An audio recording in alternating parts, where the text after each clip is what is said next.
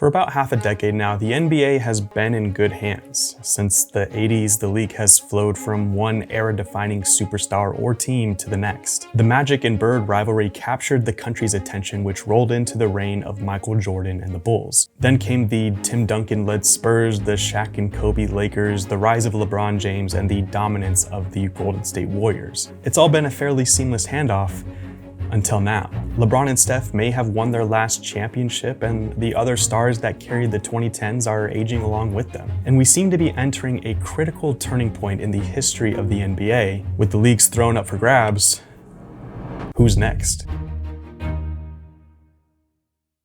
The 2025 NBA playoffs has this undertone of crucial change to it. I mean, we as fans are looking in the rearview mirror of an iconic era of the NBA. It was a stretch that brought us the chosen one, the decision, the unforgettable and impossible 2016 NBA Finals, a 20-year stretch of individual, sustained dominance like we've never seen before. It also brought us one of the winningest teams in NBA history, a team so revolutionary it transformed how the game was played in a matter of years, led by the antithesis of LeBron James, a player who didn't only win based on physical gifts alone, but by otherworldly technical skill and creativity. Those two pinned up against each other have made for ratings gold and has evolved the sport into what it is today, for better or worse. But now those players are slowly starting to show their age, and it's become obvious that it's time for a new face. Several young stars have shown their ability to capture the hearts and imaginations of the next generation, but who is going to rise above the rest? It's been a topic of discussion for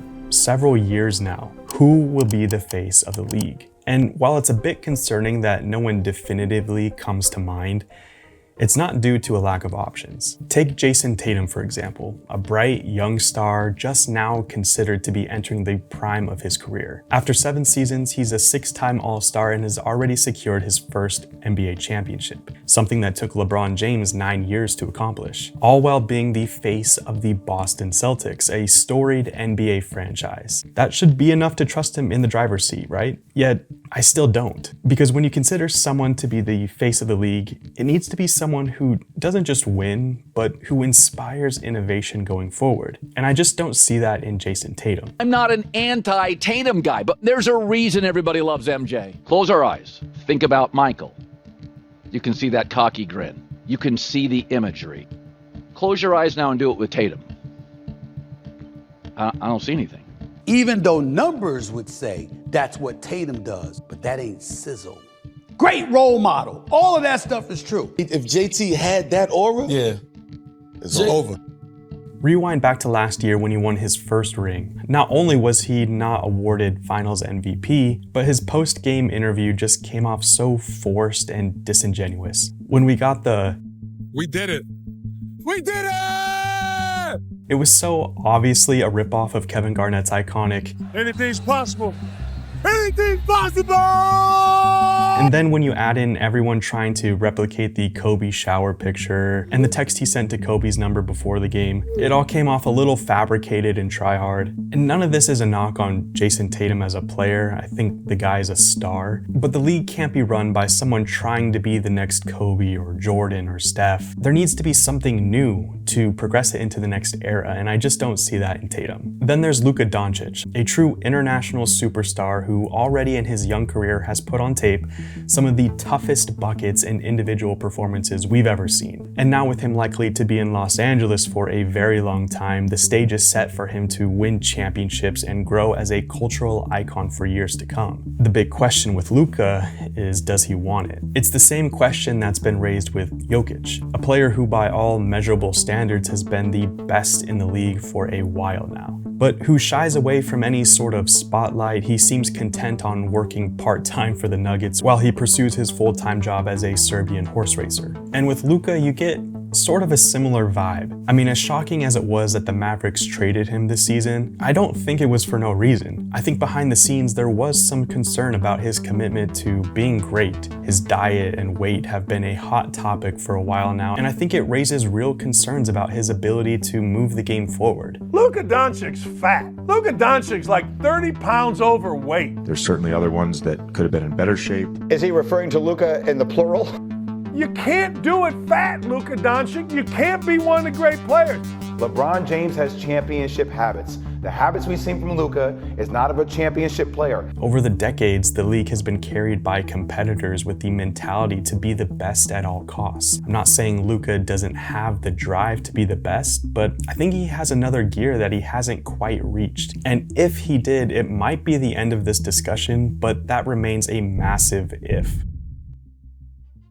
Then you have Shai, who seems to be primed for the role face of the league. He's the best player on arguably the best team in the NBA. He's putting up MVP type numbers and is getting better every single year. He's not in the traditional superstar market, but regardless, OKC looks to be the leading candidate for the next NBA dynasty. They've got a young roster, a smart front office, and are still sitting on a ton of draft picks. Shai and the Thunder could very well usher in the next era of the NBA. But Shai isn't without his concerns either. The free throw merchant allegations are tough to avoid. The flopping era was brought to us by LeBron's generation, but Shai seems content on carrying on that legacy. And I don't entirely blame Shai. If the league wanted to crack down on it, they would. And I'm happy with the product that we're seeing in the postseason, but Shai and OKC in general have been one of the main culprits of clip farming. I touched on this with Tatum. And maybe this is just my hater side coming out, but there are shades of the 2022 Suns in this Thunder team, and the Instagram poetry just doesn't do it for me. But maybe that's just me getting old and the younger generation is eating that up, I don't know. All of that aside, I think Shai is positioned the best to take over the league for the next decade. This could be the beginning of a long stretch of dominance for him and this Thunder team. I just need to see more unforgettable moments on the floor when the lights are the brightest, and less from the pregame tunnel fits. Now that is far from the end of the list of contenders. I just think other young stars need a bit more time to make a stronger case. But all of this leads to a bigger question. With how much the league has changed and become an international product, what if what we're searching for doesn't exist in the same way anymore? I mean, the league has entered a fairly unprecedented stretch. For the first time since the late 70s, we've had a different champion for 6 consecutive years. But is this newfound parity good for the league's growth and relevance, or is it time for another ruler to take the crown and lead the league into the future? I see 2 paths ahead, and I'm still not sure which is the better option. Because on the one hand, parity seems like the best case scenario. Every team in the league has a legitimate shot to win a championship. That keeps fans engaged and markets growing. But parity can present its own issues. The NBA Finals ratings really shed a light on the issue. Since the beginning of this new age of parity in the NBA the past 5 or so years, there's been a pretty substantial dip in ratings. Since the closure of the Golden State dynasty, it seems like fans have been waiting for a successor. Of course, multiple factors have played into the dip in ratings, but the lack of a dynasty or one guy to root for or against has been a major one. Because when it comes to capturing the attention of the average viewer, what seems more enticing? 2 teams battling it out in the finals for their first ever championship, or a matchup between a villainous dynasty looking to three-peat while a new up-and-coming hero is looking to play upset and steal the crown for themselves? When LeBron joined Dwayne Wade and Chris Bosh in Miami, it was an instant villain arc. Sure, there were millions watching to see the greatness of the Heat's big 3, but just as many, if not more, were simply watching to see them fail. Never underestimate the power of hate watchers. I'm a recovering one myself. Because the thing about superstars and dynasties, they make for a great story, and that's what draws in the average fan. That's what makes the player or the team or the league as a whole culturally relevant. People want to cheer on a hero, but maybe even more than that, they want to see the evil empire fall. And I'm not trying to say that I want big markets like LA or Boston to dominate the league. Not at all. I think it's great what the Thunder are building in Oklahoma City. I just think whoever it is or wherever it comes from, someone needs to rise above the rest and claim their spot on the throne. It's going to be an intriguing next few years for the NBA. If history tells us anything, it's that the league is due for another LeBron, Kobe, MJ type figure. The league is completely up for grabs. It's just a matter of who's going to take it. And I've got a feeling we're going to find out sooner rather than later. I'll see you guys in the next video. Peace.